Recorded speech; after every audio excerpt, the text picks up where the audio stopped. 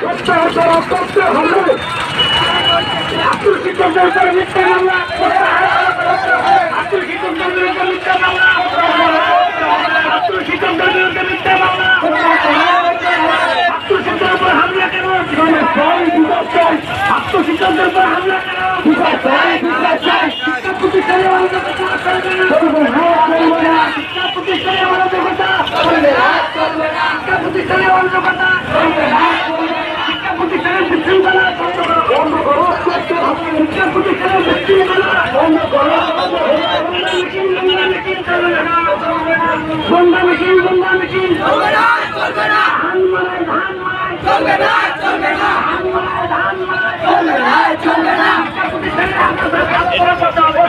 করতে হবে। শিক্ষা প্রতিষ্ঠানের সকল আগাছা, শিক্ষা প্রতিষ্ঠানের সকল আগাছা